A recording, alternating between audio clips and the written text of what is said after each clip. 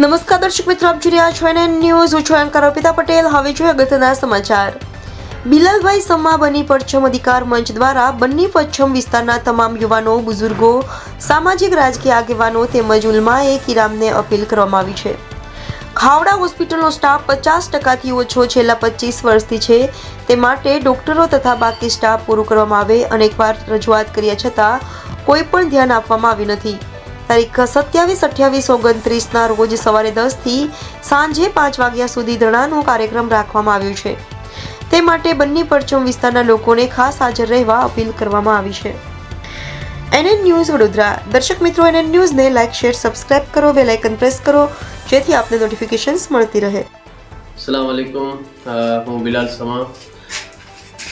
આજે એક અપીલ લઈને આવ્યા છીએ અમે બની પચ્છમના યુવાઓ, બુઝુર્ગો, ઉલમા ઇકરામ, રાજકીય આગેવાનો, સામાજિક કાર્યકર્તા અને અપીલ કરી છે કે ખાવડા CSCના સ્ટાફ ઘટની અમે બની પચ્છમ અધિકાર મંચના નેજા હેઠળ જે લડત લડી રહ્યા છે. ઘણીવાર અમે કલેક્ટર સાહેબને પણ રજૂઆત કરી છે અને જિલ્લા આરોગ્યમાં પણ રજૂઆત કરી છે, પણ આ ડૉક્ટરની કોઈ નિમણૂકમાં ધ્યાન દોરવામાં આવ્યું નથી. એના કારણે આપણે હવે 27 તારીખે એક મોટો કાર્યક્રમ શરૂ કરવા જઈ રહ્યા છીએ. 27, 28 અને 29ના રોજ આપણે ધરના પ્રદર્શન ખાવડા CHC સામે રાખવાના છીએ. તેમાં આપ સૌને એ કાર્યક્રમમાં જોડાવા માટે અપીલ કરીએ છીએ.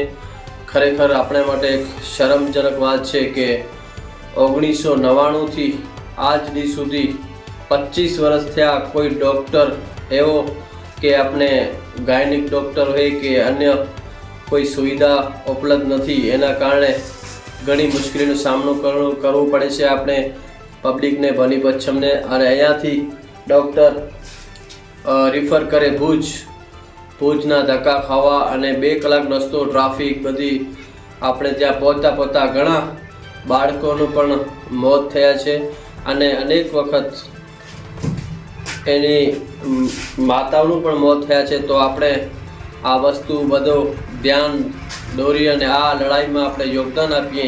ખરેખર આ લડાઈ કોઈ એક વ્યક્તિની નથી, આ લડાઈ કોઈ એક સંગઠનની નથી, આ લડાઈ કોઈ રાજકીય પાર્ટીની નથી. આ લડાઈ આપણી અસ્મિતાની છે, આપણા ભવિષ્ય માટે, આવનાર પેઢી માટે ખરેખર એક મોટો સંદેશ છે. કારણ કે 1999થી 2024-25 સુધી કોઈ ડૉક્ટરની નિમણૂક ન થઈ હોય, ખરેખર એક મોટી વાત છે આપણા માટે.